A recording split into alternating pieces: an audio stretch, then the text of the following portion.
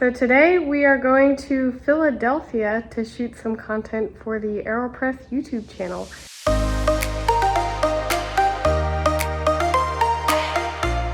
For some context, I'm actually just doing this as a case study for them on my dime. I actually just reached out to their brand manager and was like, hey, I really think that brands can have more entertaining YouTube content. And so I actually flew to Lisbon, Portugal to the AeroPress World Championships, and I interviewed a bunch of the AeroPress champion baristas there. And then I met with the USA champion there, and when I got back to the States, we set up to do like a solo shoot with this person. So now we're about to go do that solo shoot.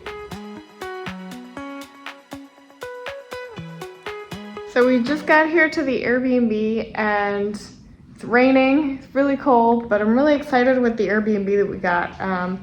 We actually looked at a couple of different places and we chose this location because we knew that we were gonna need a really good space to be able to film. Nice background. They have this mural in the background and I kind of wish that it was just like a regular white background. But you know, I think we have plenty of different options. So one of the biggest expenses for this video was just getting enough coffee. So you can see I literally have an entire suitcase full of coffee. I actually brought these back from Chile. I was in the country. But basically we had to get enough different coffees from different countries, and they had to be like different roast types, different processing methods, because we're gonna do some different videos about like comparing and contrasting different price points, different countries, and how to kind of like find the coffee that you like. It's about 5 minutes till we start the shoot. We're gonna our camera set up. I'm gonna shoot right here, and plenty of lights. So here we go.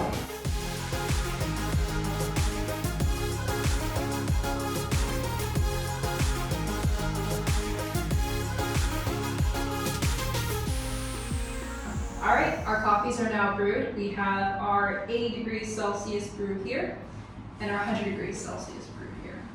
I'm gonna go ahead and taste this one and allow this one to cool.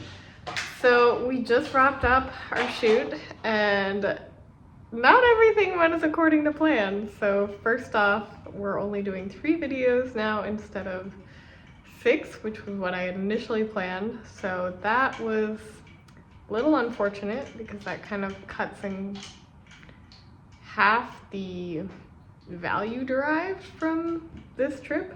But then the second issue that was kind of more of a challenge is, so we kind of had to improvise and change the structure of the video on the spot. So that actually caused the shoot to run for longer than anticipated. So I'm still trying to figure out how I'm gonna fix it so that won't happen again in the future. I think that the other thing I should have done as I'm thinking about solutions for these problems is that I should have done some more pre-production work with the person. But again, this was a problem because this person was doing this pretty much just like as a volunteer. Whereas if you have a contract and you're paying the person, then you can pay for a pre-production shoot and you can actually go over these. And so a lot of the problems that came up were basically we were making up the script as we went. Like I thought that I had created the script, but then as we got into it with this person's expertise, the script didn't make sense. So doing a pre-production call, really important. Another thing that I could have done better is I had originally planned to do a lunch break, and when the person came in, that's when they first said like, I'm only gonna do the 3 videos, I have a lot going on. So my mind immediately went to, okay, we need to wrap this up and finish it as soon as possible. So I opted not to take the lunch break. But then I think at the end the person was really tired. I also think that I should have scheduled like snack breaks or something. We did take like 1 break. I also only had protein bars and a protein shake and bread. And the person was like, oh, you guys are like really healthy, so maybe have a wider variety of snacks. They might appreciate that. So Taylor, what could we have done better? What did we do wrong? You were perfect. Taylor was perfect. If you as were always. a videographer, what would you What would I have done? What did you learn as a videographer from today? Cell phones are amazing if you have great lighting. So that's definitely something. And You mean you learned that lighting's amazing? lighting, yeah, great lighting is amazing. After the shoot, we went and got some food. We also walked through these Christmas markets, and that was pretty fun.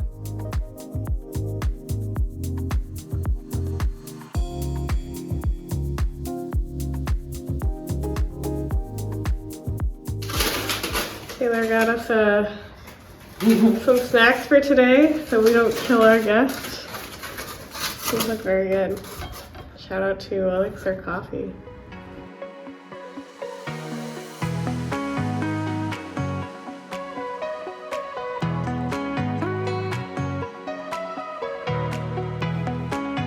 So we wrapped up the shoot. Today went a lot better than yesterday. I actually really wish that I had recorded my thoughts from last night because I was getting really worried. The shoot didn't really go how I had planned for it to go, just in that I think the questions that I was asking, I had already created the diagrams for the concepts that I wanted to explain. And the person had seen the diagrams, but I don't think it really clicked of exactly what I was trying to get out of them.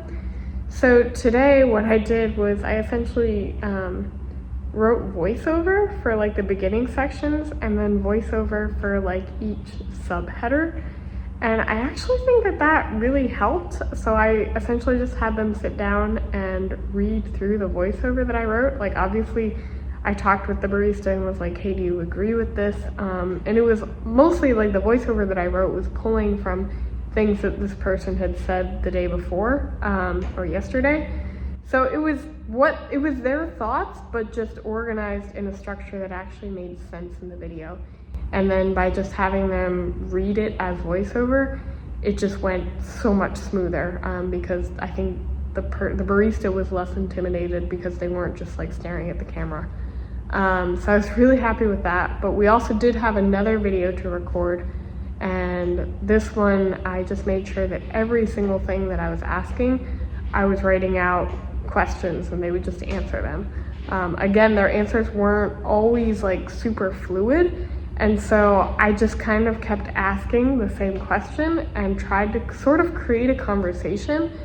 So like one of the topics was buying specialty coffee over commercial generic coffee. And so I just kept saying like, okay, when I'm in the grocery store, what is it that I'm actually looking for? And I tried to do it from my perspective of, you're just like helping me. And that helped improve the quality of the answers, I think. So yeah, that was one thing that I learned is like, if you're not getting the answer that you want, don't be afraid to just keep asking. And if you're in a situation where you have multiple days to shoot, don't be afraid to reshoot some of the stuff that you did the day before. I actually asked the barista, I was like, hey, can you wear the same clothes that you wore yesterday? And yeah, so hopefully we should be able to take the edit and then redo it. I think in the future though, honestly, do like a pre-record session with them and then write a script, send that script to them, see if they agree with it, and then honestly just send a film crew out to record them reading from a teleprompter. I think that that's kind of the way to go if you're doing like an educational tutorial style video, and I think that's going to make it a lot less stressful for them. The other thing that I learned is it's really important to have snacks. That made a big difference for the barista. Like they walked in, they were like, oh my gosh, thank you so much for doing this. I really wanted to have snacks yesterday, so don't push your people too far. I guess I learned that lesson the hard way. I think I was just worried that like if I did breaks, we would run out of time, or the person would just kind of take the break and then be like, you know what, I'm out of here, I'm done. And I think that partly came from like just my own fear of like that this isn't gonna work at all. I think last night I just kind of got really in my head and was like, oh, none of this is ever gonna work. I still don't really know if it's gonna work. You know, everybody talks about you really need to bet on yourself, but nobody really understands what it means to bet on yourself. And first, it was the money that I've invested to take this trip, to come out to Philly, to hire the videographer, to rent the Airbnb, and the travel. So it was the money. The second thing though was like, is the video even gonna come out? Is the brand even gonna like the video that I produce? And then the third thing is, even if the brand publishes the video, I wanna make sure that it's accurately representing the barista. I wanna make sure that people in the comments aren't attacking the barista for something that the way that I edited it maybe misinterpreted what the person really meant, what the barista really was trying to say. So there was kind of like a lot on the line. And also, like, if the video wasn't good enough and then it was never published on the brand's channel, I feel like that's kind of taking advantage of the barista. Like, I've just wasted their time. So I was thinking about all of this last night, and I just wanted to record this and say this because this is what it actually means to bet on yourself. And it wasn't just the money that was on the line. But today I think that we got something, I hope. I guess we're about to find out once I actually get into editing this. But this is part of the journey, and you just have to keep going. And I think it's really important to write down what you've learned from each event so that each time you get just a little bit better. And hopefully you get something out of each one, but if not, like, you learn something and you move on. So now I'm actually at the gym. I'm going to, well, I'm in the lobby. This is actually a really nice rooftop at the Airbnb.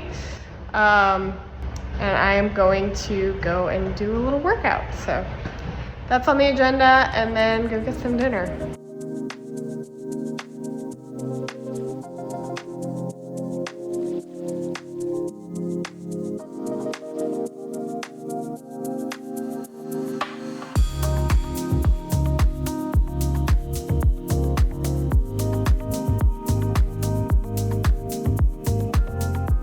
Today we are doing cheap versus expensive coffee, and so I've just been labeling the prices on all of our coffees here, and trying to figure out exactly how we want to operate this shoot, how it's gonna work. But I think essentially everybody's gonna write down their guess per ounce of the price of the coffee on a whiteboard and then hold it up, and also rank, like, on a scale of 1 to 10 how good the coffee was, so that then we can order which coffees actually tasted the best and how expensive they actually thought each one was, so you can see if it's actually worth it to pay more for more expensive coffee.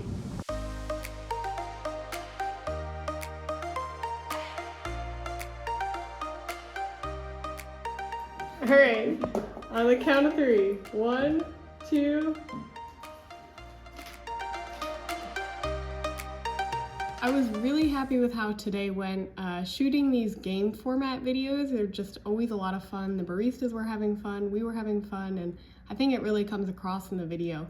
So after we wrapped up, I went and did a workout.